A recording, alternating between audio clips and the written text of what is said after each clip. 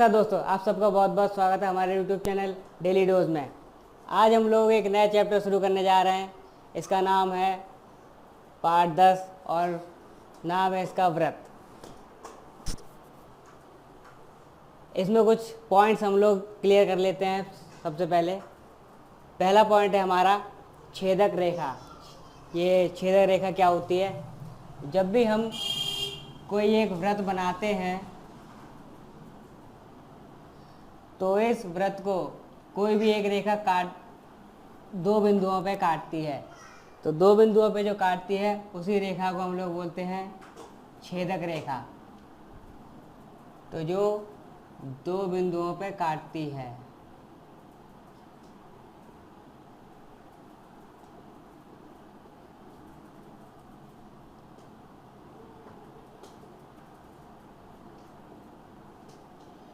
वो हो गई हमारी छेदक रेखा।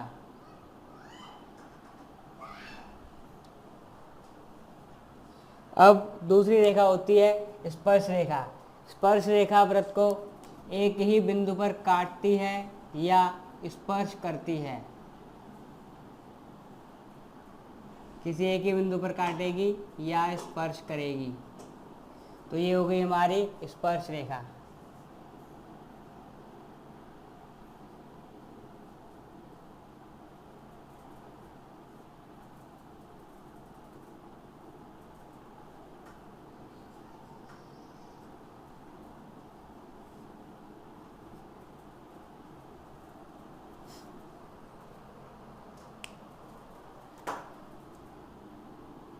स्पर्श रेखा व्रत की त्रिज्या पर लंब होती है। लंब होती है मतलब 90 डिग्री का कोण बनाती है। तो ये हो गई हमारी दो रेखाएं, एक छेदक रेखा होती और दूसरी हो गई स्पर्श रेखा। आगे बढ़ते हैं प्रमेय की ओर। व्रत में हमारी पहली प्रमेय है कि व्रत पर स्थित किसी बिंदु से खींची गई कोई रेखा त्रिज्या पर लंब हो तो वह स्पर्श रेखा होती है। जैसा कि इसमें बताया गया कि व्रत पर स्थित किसी बिंदु से खींची गई कोई रेखा त्रिज्या पर लंब हो, इस त्रिज्या पर ये वाली PQ रेखा लंब है तो वह स्पर्श रेखा कही जाएगी। यानी PQ हमारी स्पर्श रेखा है। चलिए आगे बढ़ते हैं।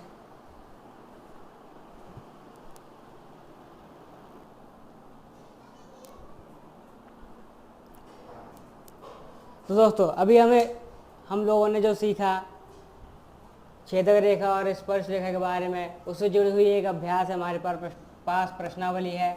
प्रश्नावली 10.1। इसमें फिल इन द ब्लैंक्स हैं और कुछ क्वेश्चन है, देख लेते हैं। पहला क्वेश्चन है हमारा, एक व्रत की कितनी स्पर्श रेखाएं हो सकती हैं? तो आपको बता दो कि एक व्रत की अनंत स्पर्श रेखाएं हो सकती हैं। दूसरा क्वेश्चन है रिक्त स्थान की पूर्ति कीजिए। पहले में भरा जाएगा 1, क्योंकि किसी व्रत की स्पर्श रेखा उसे एक ही बिंदु पर प्रतिच्छेद करती है। दूसरा पॉइंट है व्रत को दो बिंदुओं पर प्रतिच्छेद करने वाली रेखा को छेदक रेखा कहते हैं। एक व्रत की कितनी समांतर स्पर्श रेखाएं हो सकती हैं? केवल दो ही। दो से ज़्यादा स्पर्श रेखाएं समांतर नहीं हो सकती। जैसे कि एक व्रत है तो इसमें केवल दो ही समांतर रेखाएं हो सकती हैं। अगर और भी रेखा बनाने की कोशिश करेंगे तो वो छेदक रेखा हो जाएगी, इसलिए केवल दो ही होती हैं। आगे बढ़ते हैं। व्रत तथा उसकी स्पर्श रेखा के उभयनिष्ठ बिंदु को स्पर्श बिंदु कहते हैं। हमारा तीसरा क्वेश्चन है, 5 सेंटीमीटर त्रिज्या वाले एक व्रत के किसी बिंदु पर स्पर्श रेखा PQ केंद्र O से जाने वाली एक रेखा से बिंदु Q पर इस प्रकार मिलती है कि OQ 12 सेंटीमीटर।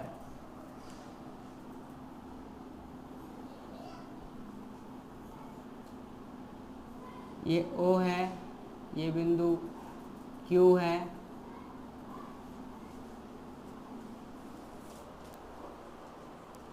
पाँच सेंटीमीटर त्रिज्या वाले व्रत के बिंदु P पर स्पर्श रेखा PQ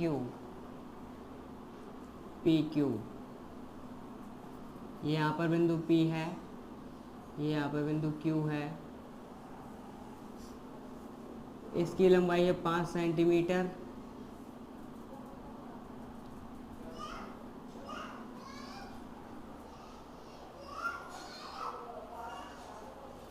OQ 12 सेंटीमीटर है।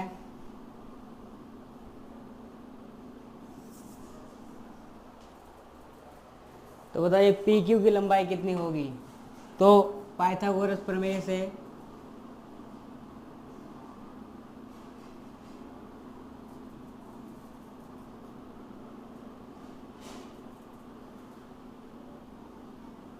हम लोग जानते हैं कि कर्ण का स्क्वायर बराबर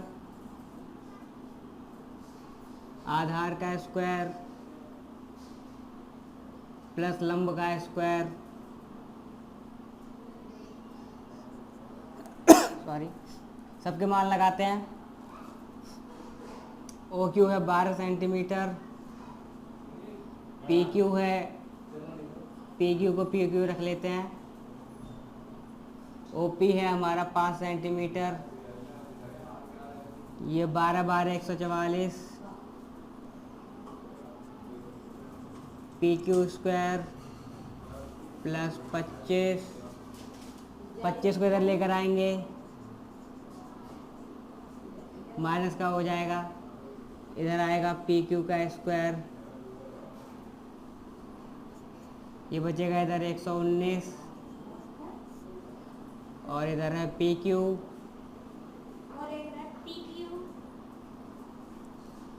PQ का जब स्क्वायर हटाएंगे तो इधर अंडर रूट लग जाएगा, तो PQ आया हमारा अंडर रूट में 119।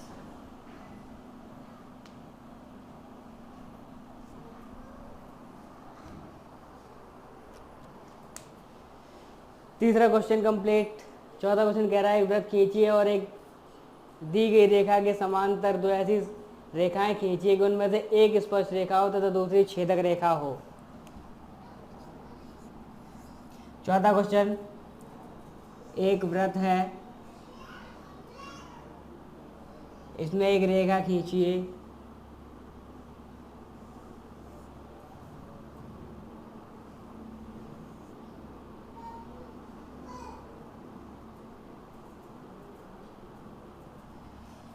अब इस रेखा के समांतर दो रेखाएं खींचनी, एक स्पर्श रेखा खींचनी है इसके समांतर, तो वो हमने नीचे खींच दी, और एक छेदक रेखा खींचनी है इसी के समांतर, तो वो हमने बीच में खींच दी। तो ये हो गई हमारी, हमने देखा PQ के समांतर स्पर्श रेखा खींची है ये वाली, और ये खींची है छेदक रेखा।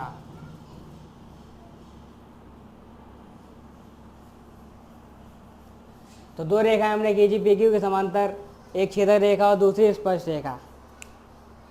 छेदक रेखा दो बिंदुओं पर काटती है और स्पर्श रेखा केवल एक ही बिंदु पर काटती है। चलिए आगे बढ़ते हैं।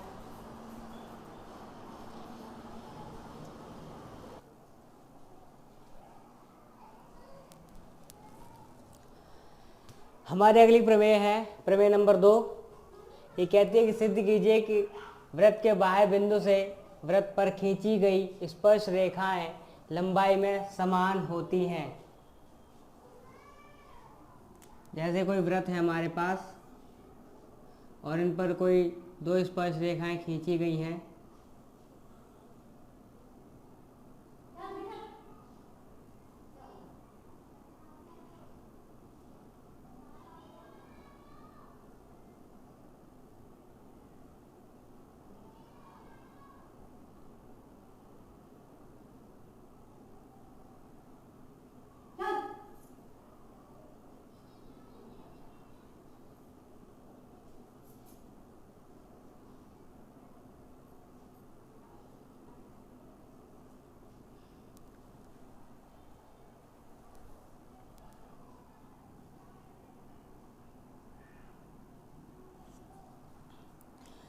कोई दो वृत्त की स्पर्श रेखाएं हैं हमारे पास, P के एक स्पर्श रेखा और Q के दूसरी स्पर्श रेखा है। ये दो स्पर्श रेखाएं वृत्त पर डाली गई हैं, तो ये दोनों रेखाएं लंबाई में समान होती हैं। तो देख लेते हैं। सबसे पहले हमें दिया हुआ है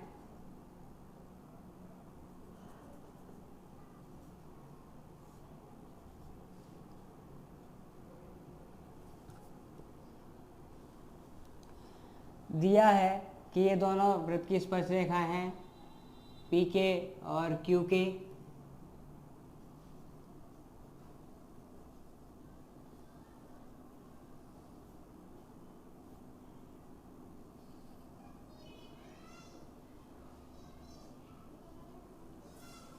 पी के क्यू के स्पर्श की रेखाएं हैं।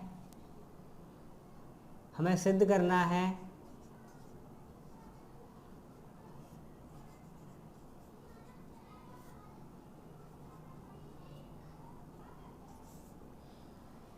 हमें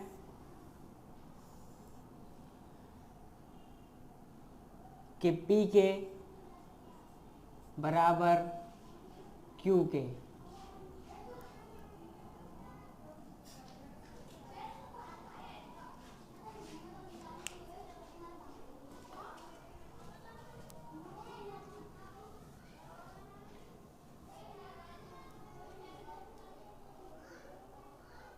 अब हम लोग इसका प्रूवमेंट करेंगे। प्रूवमेंट को उत्पत्ति बोलते हैं हम लोग हिंदी में।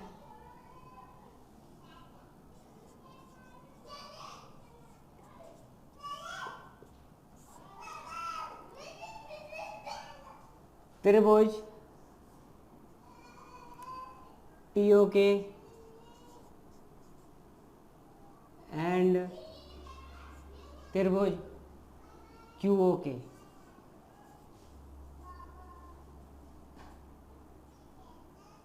इन दोनों त्रिभुजों में हम देखते हैं OP बराबर OQ, ये वृत्त की त्रिज्याएं हैं।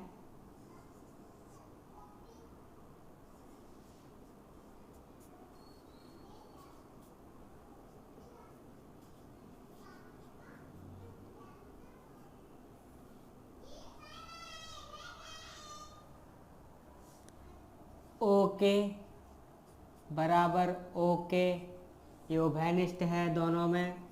उभयनिष्ठ मतलब जो दोनों में कॉमन हो। ओके भुजा दोनों त्रिभुजों में है। तीसरा एक कोण है, कोण ओपी के बराबर कोण OQ के। अभी हमने प्रमेय नंबर 1 में पढ़ा था कि कोई भी स्पर्श रेखा त्रिज्या पर लंब होती है। लंब का मतलब 90 डिग्री का एंगल बनाती है। तो ये दोनों कोण 90 अंश के हो गए। 90 अंश के मतलब समकोण बोलते हैं इसे हम।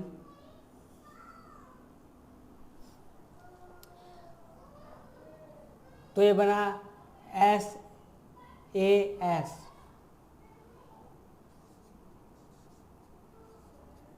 भुजा कोण भुजा सर्वांग समता से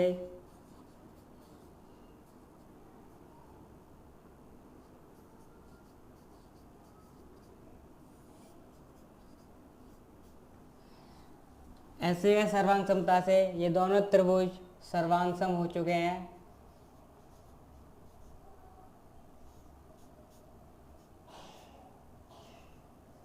जब दो त्रिभुज सर्वांग सम हो सकते हैं तो उनकी हर एक चीज़ बराबर हो जाती है। इसलिए हम बोल सकते हैं कि इसमें पी के बराबर होगा क्यू के। यही हमें सिद्ध करना था। इति सिद्धम। और ये हमारी प्रमेय नंबर 2 सिद्ध हो चुकी है।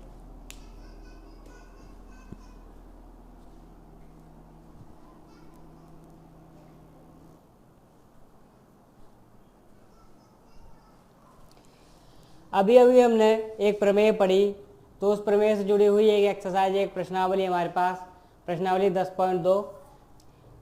अब हम लोग इसके कुछ क्वेश्चन कर लेते हैं। आपकी स्क्रीन पर दिखाई दे रही होगी।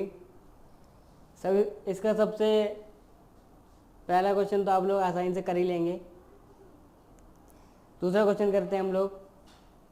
चित्र में यदि टीपी टीक्यू केंद्र ओ वाले किसी वृत्त पर दो स्पर्शरेखाएं इस प्रकार हैं कि कोण पी ओ क्यू 110 हो, तो कोण पी टी क्यू किसके बराबर होगा। इस तरीके से एक चित्र बना हुआ है।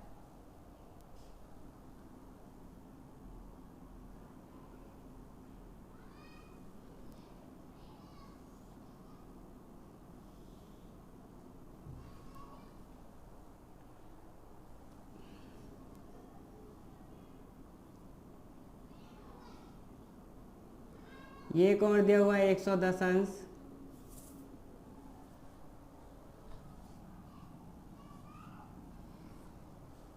इसे हम दो तरीकों से कर सकते हैं, या तो चतुर्भुज के चारों कोणों का योग 360 अंश होता है तो चारों कोण जोड़ दें तब भी आ जाएगा, और नहीं तो हमने देखा है कि ये 90 अंश है, ये 90 अंश है, तो इन चार कोण में से 90-90 के दो निकाल दो, 180 अंश बचे, तो बाकी जो दो बचा वो 180 अंश बचा।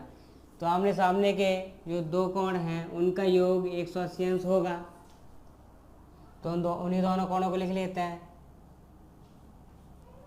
कोण पी ओ क्यू प्लस कोण पी टी क्यू बराबर 180 अंश। आमने सामने कोणों का योग 180 अंश होता है। आप चाहे ऐसे देख लीजिए 180 अंश, या इनके सामने कोण देख लीजिए तब भी 180 अंश ही आएगा। पी ओ क्यू है 110 अंश प्लस कोण पी टी क्यू बराबर 180 अंश। 110 अंश को बराबर के दूसरी तरफ भेजेंगे तो माइनस में जाएगा, ये हो जाएगा माइनस का 110, तो 180 अंश माइनस 110 बचेगा 70 अंश। ये आया कोण पी टी क्यू 70 अंश, ये हमारा आंसर।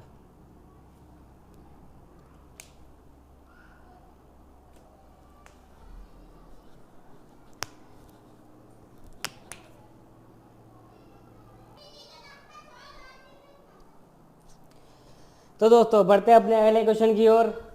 हमारा अगला क्वेश्चन है क्वेश्चन नंबर 8। क्वेश्चन नंबर 8 हमसे कहता है एक वृत्त के परिघ एक चतुर्भुज ABCD खींचा गया है, सिद्ध कीजिए कि AB प्लस CD बराबर AD प्लस BC।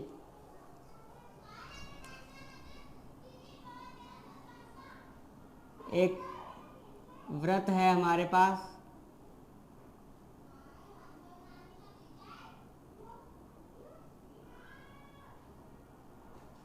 इसके चारों ओर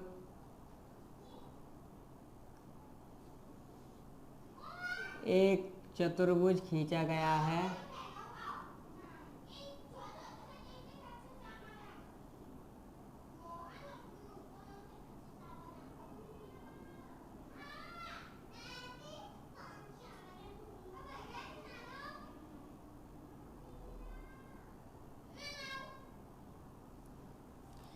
एक चतुर्भुज खींचा गया है, इसके चारों ओर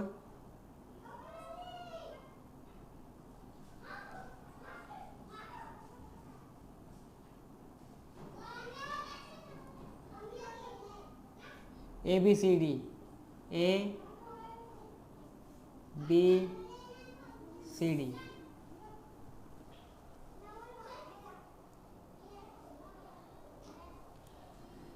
ये जो ABCD है ये वृत्त को चार बिंदुओं पर स्पर्श करता है। इन चार बिंदुओं के नाम है P, Q, R, S।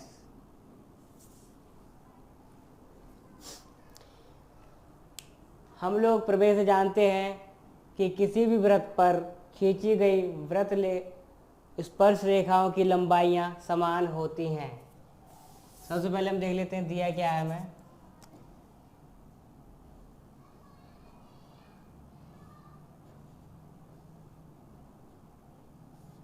दिया है ABCD एक चतुर्भुज है,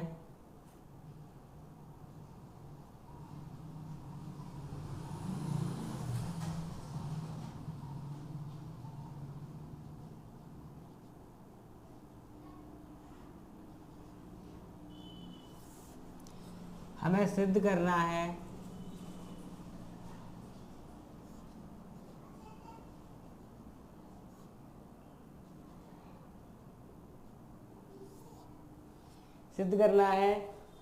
A B plus C D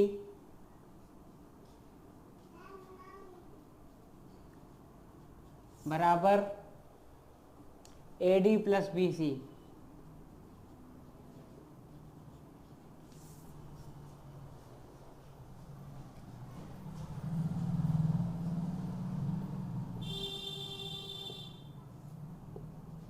उपपत्ति मतलब प्रूवमेंट हम कैसे करते हैं?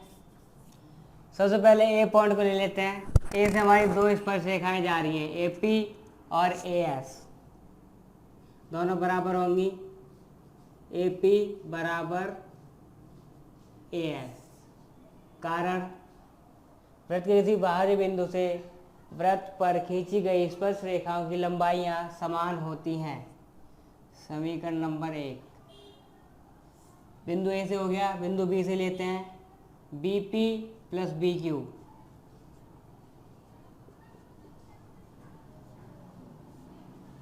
समीकरण नंबर 2। बिंदु सी पे लेते हैं सी क्यू बराबर सी आर। समीकरण नंबर 3 हो गया। बिंदु डी पर लेते हैं डी एस बराबर डी आर।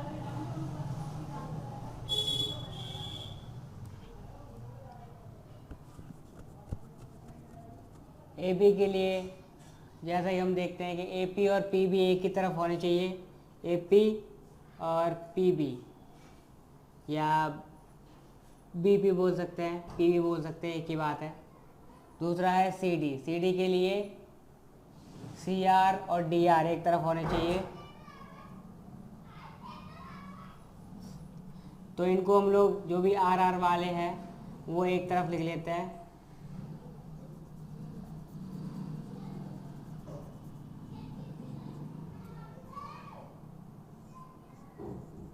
सी आर बराबर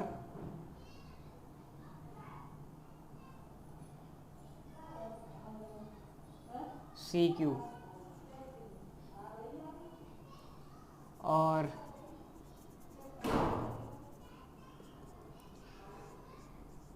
डी आर बराबर डी एस।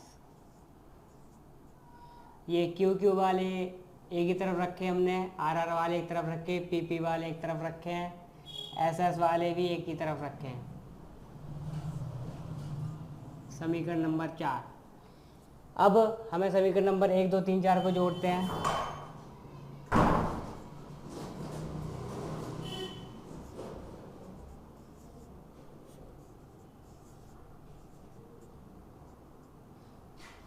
समीकरण नंबर 1 2 व 3 4 को जोड़ने पर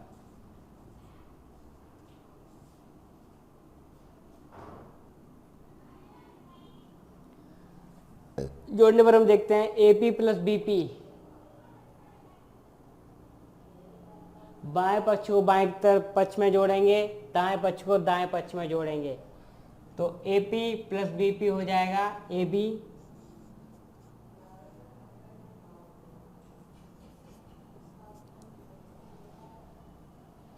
या फिर आप आसानी समझने के लिए शॉर्ट जैसा लिखा हुआ पहले वही लिख लेते हैं हम लोग, A P plus B P plus C R plus D are.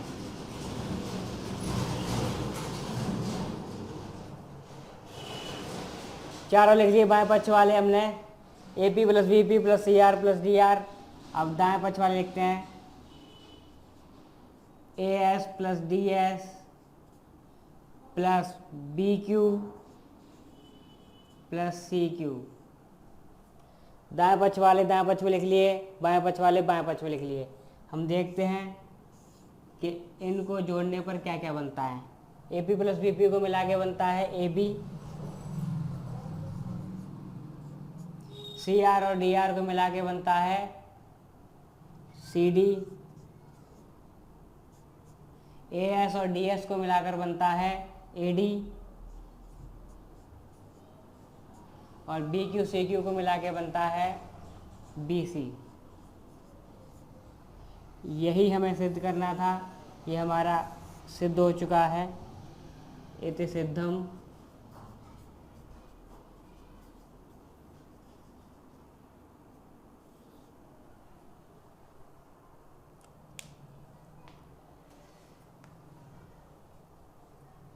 चलिए इसी तरीके से और भी क्वेश्चन अगर ऐसा कोई आए तो आप लोग कर सकते हैं। हम लोग बढ़ते हैं अगले अगले क्वेश्चन की ओर।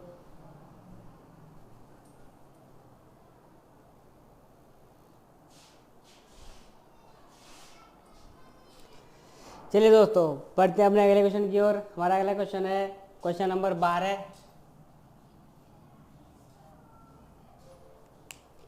क्वेश्चन नंबर 12 कहता है 4 सेंटीमीटर त्रिज्या वाले एक वृत्त के परिघ एक त्रिभुज ABC इस प्रकार खींचा गया है।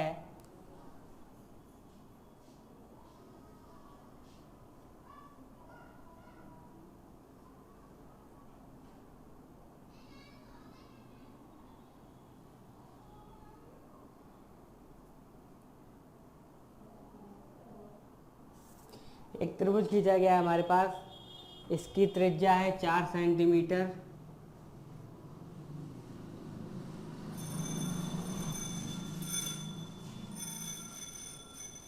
त्रिज्या वृत्त की स्पर्श रेखा पर लंब होती है, यह 4 सेंटीमीटर है हमारी।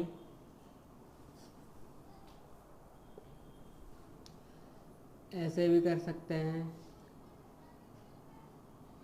ये भी 4 होगी तो ये भी 4 होगी।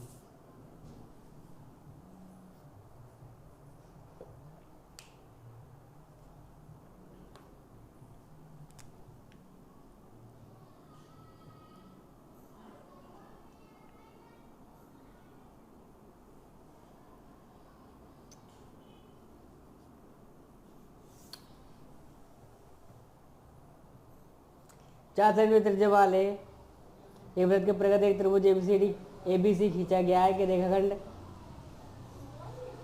BD और CD जिसमें स्पर्श बिंदु D द्वारा BC विभाजित है। BD और CD, BD और CD, यह है बिंदु D।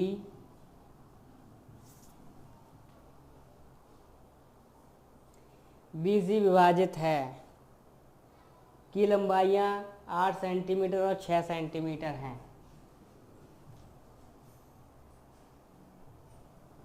ये 6 सेंटीमीटर है, ये 8 सेंटीमीटर है।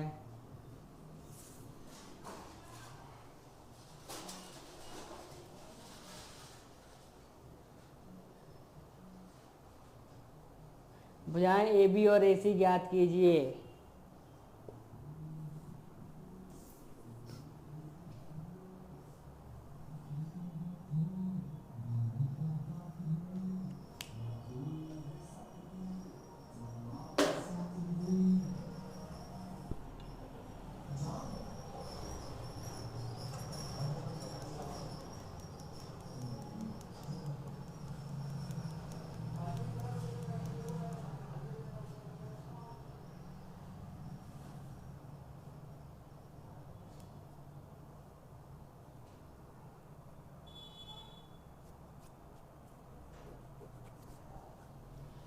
चलिए हम लोग करते हैं अपना अगला क्वेश्चन। इसमें हमें दिया है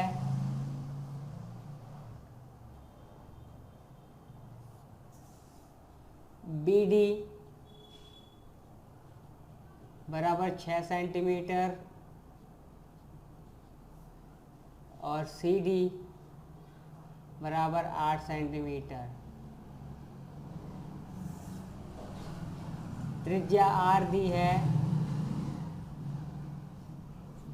इस पॉइंट को O मान लेते हैं।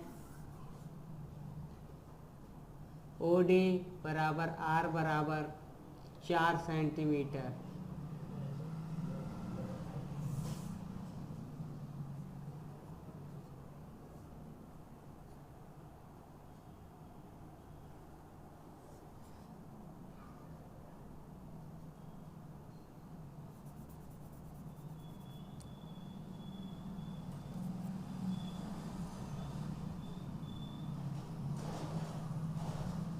हमें ज्ञात करना है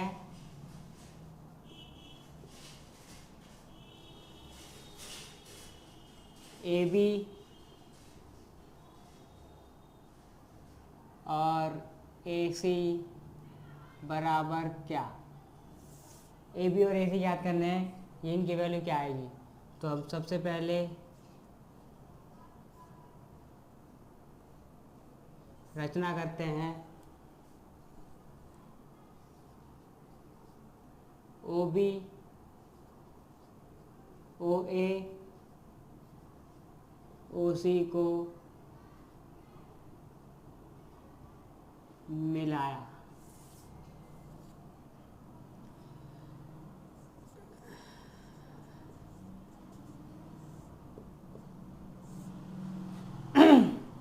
इनको हमने आपस में मिला लिया।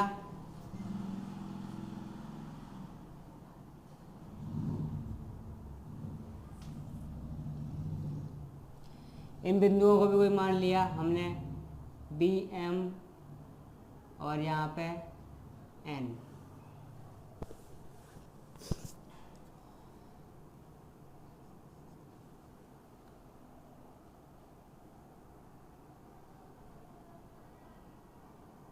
सबसे पहले हम लिखते हैं बी डी बराबर या बी एम बराबर बी डी। बी एम बराबर बी डी होगा और सी एन बराबर सी डी होगा। कितना हो गया? 6 सेंटीमीटर और 8 सेंटीमीटर। और तीसरा है ए एम बराबर ए एन होगा, मान लिया हमने x।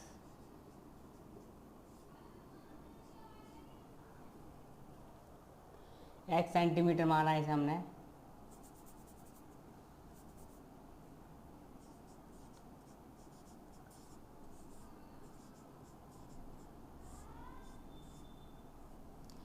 ये सारे आए हैं प्रमेय नंबर 2 से। प्रमेय नंबर 2 कहती है कि वृत्त के किसी बाहरी बिंदु से वृत्त पर खींची गई स्पर्श रेखाओं की लंबाई समान होती है। तो ये बराबर हो गए। अगर ये स्पर्श रेखा 6 है तो ये भी 6 होगी, अगर ये 8 है तो ये भी 8 होगी, अगर ये x है तो ये वाली भी x होगी।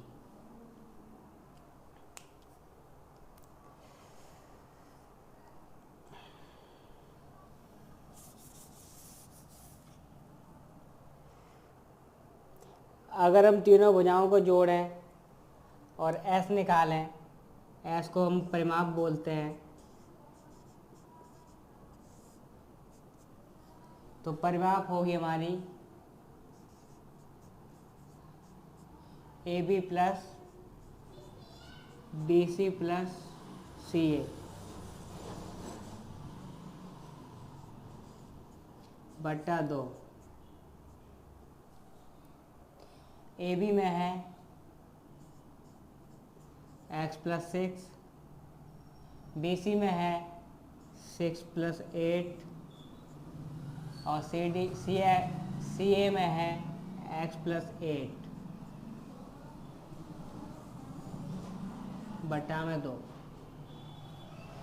सारी चीज़ें 2-2 बार हैं तो क्यों ना एक ही बार लिख लें बस। x प्लस 6 प्लस 8 या फिर डायरेक्ट भी कर सकते हैं 2x प्लस 6 6 12 8 8 16 28 बट्टा में 2। हमने 2 कॉमन लिया तो आया x प्लस 14 बट्टा में 2। 2 से 2 कटा बराबर में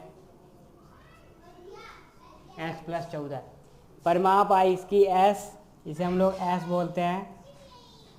परिमाप आई है x+14।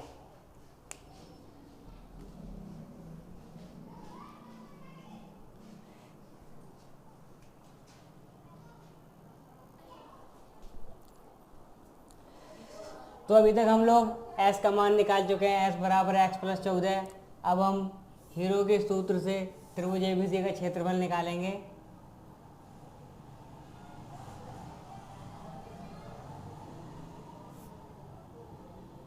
त्रिभुज ABC का क्षेत्रफल बराबर अंडर रूट में s minus a s minus b s minus c। ये हीरो का सूत्र है, इसे आप लोग याद कर लीजिएगा।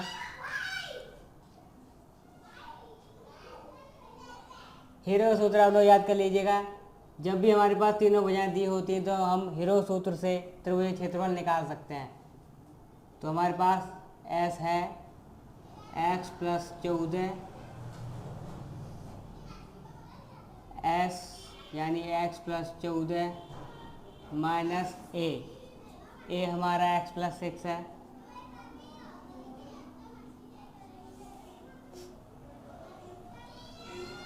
जो ABC है AB बराबर A है, BC बराबर B है और CA बराबर C है।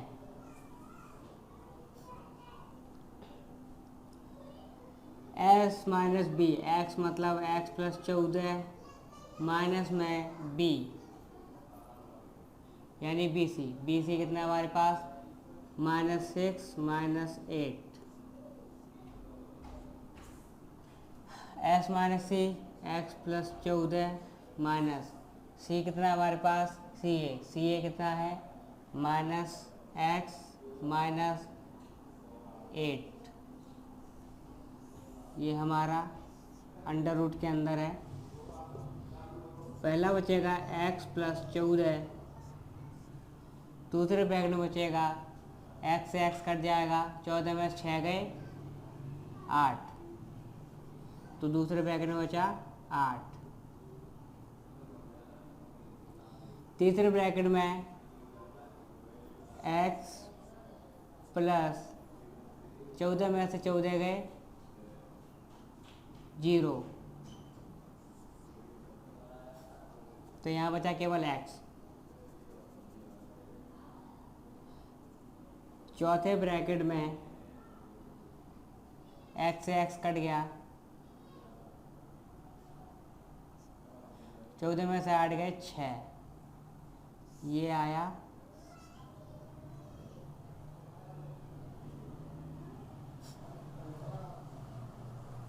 त्रिभुज ABC का क्षेत्रफल।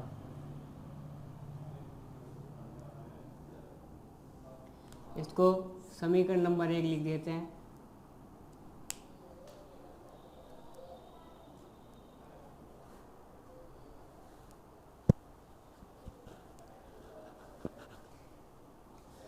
हमारे पास दूसरा तरीका भी है त्रिभुज ABC का क्षेत्रफल निकालने का, वो हम निकाल लेते हैं। त्रिभुज ABC का क्षेत्रफल बराबर, इस त्रिभुज को हमने 3 भागों में डिवाइड कर दिया है, त्रिभुज AOB, POC और COA।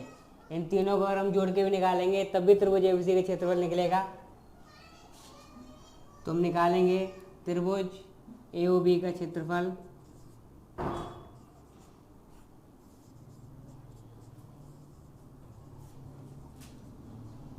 प्लस त्रिभुज BOC का क्षेत्रफल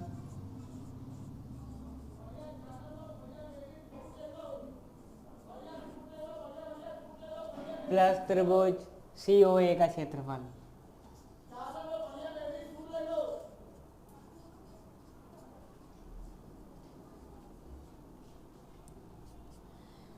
जब त्रिभुज का क्षेत्रफल निकालते हैं तो 1/2 आधार गुणे शीर्ष लंब होता है।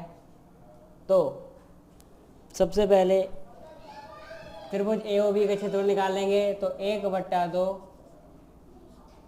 आधार है हमारा AB, तो x + 6 और शेष लंब है 4 प्लस दूसरा त्रिभुज है BOC में 1/2 आधार है 8 × 6 = 14, शेष लंब है 4 प्लस तीसरा त्रिभुज है COA में 1/2 आधार है x + 8 और शेष लंब है 4। काट देते हैं, 2 से ये कटा 2 बार, 2 से ये कटा 2 बार, 2 से ये कटा 2 बार। तो हमारे पास क्या क्या बचा?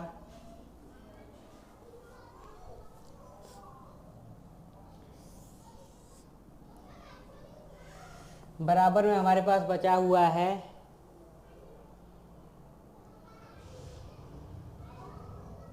2x + 12। यहाँ से बचा 2x + 12, यहाँ पर बचा 14 दूनी 28, यहाँ से 14 दूनी 28, यहाँ से बचा x + 8 और 2 यानी 2x + 16। तो बराबर में बचेगा 4x +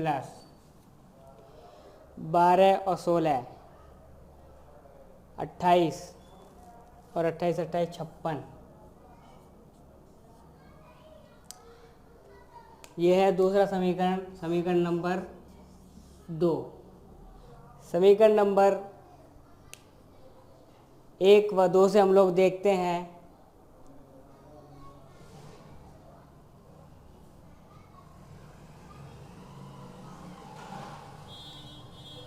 त्रिभुज ABC क्षेत्रफल। जब बाएं पक्ष बराबर है तो दाएं पक्ष भी बराबर होना चाहिए। तो दाएं पक्ष को हम लोग बराबर लिख लेंगे।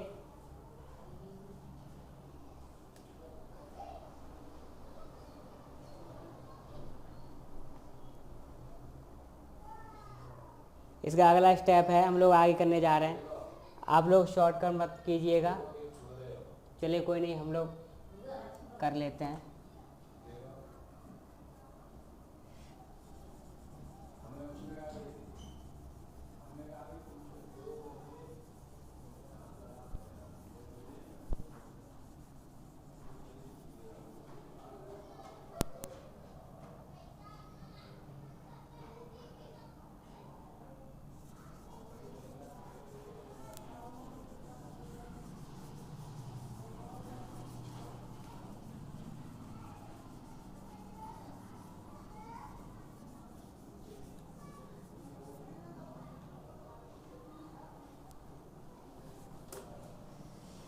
सबसे पहले हम लोग समीकरण 1 व 2 से लिख लेते हैं क्या क्या आया हमारे पास।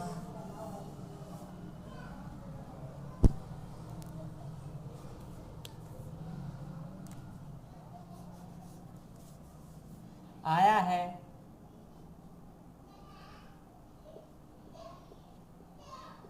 समीकरण 1 व 2 से √ में x + 14 गुणा में 8 गुणा में x गुणा में 6 बराबर में आया 4x + 56।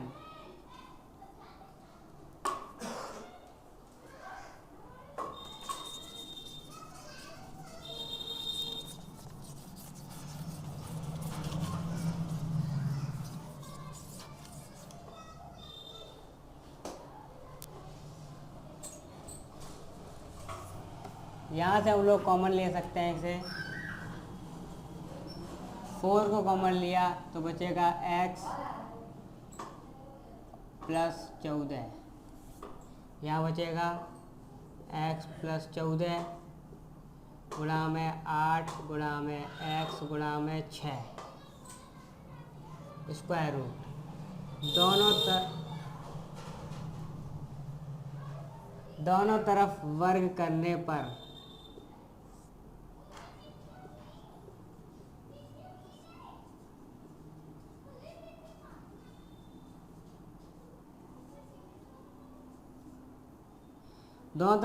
पर हम लोग देखते हैं, इसका तो स्क्वायर रूट हट जाएगा, ये आएगा एक्स प्लस 14 गुणा में 8 गुणा में एक्स गुणा में 6 बराबर में 4 का स्क्वायर करेंगे 16, ब्रैकेट में बचेगा एक्स प्लस 14 और इसका स्क्वायर। जब एक्स प्लस 14 को दूसरी तरफ भेजेंगे तो भाग में जाएगा, और जब भाग में जाएगा तो ये एक कट जाएगा, तो इसका तो 2 ऊपर का हट गया। अब हमारे पास क्या बचा, 8 गुणा में एक्स गुणा में 6 बराबर 16 ब्रैकेट में एक्स प्लस 14। 8 और 6 को दूसरी तरफ भेजते हैं, 16 ब्रैकेट में एक्स प्लस 14। तो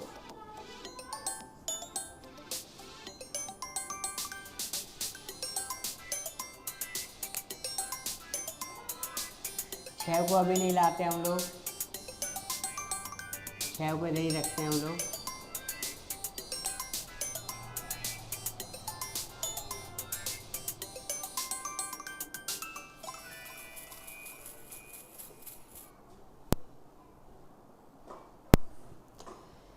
छः को भी हम लोग उधर नहीं ले गए, केवल 8 को ले गए हैं, तो 8 से ये काटा हमने 2 बार, ये कटा 2 बार, तो ऊपर 2x को इधर भेजा तो 6x माइनस के 2x बराबर 28।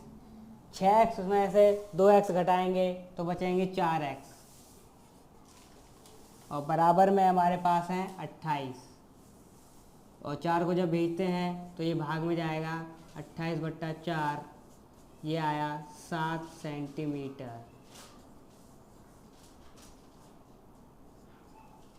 तो हमारा जो आंसर आया वो आया 7 सेंटीमीटर। तो हमारी जो ABI है वो आएगी 6 और 7 13 सेंटीमीटर, और जो AC आएगी वो आएगी 8 और 6 8 7 15 सेंटीमीटर। ये हमारे आंसर हैं, आप लोग नोट कर लीजिएगा। बाकी क्वेश्चन आप लोग घर पे लगाइएगा, जो क्वेश्चन ना समझ में आए आप लोग कमेंट करके पूछ सकते हैं, आपको आपके सवाल का जवाब मिल जाएगा। तब तक के लिए नमस्कार।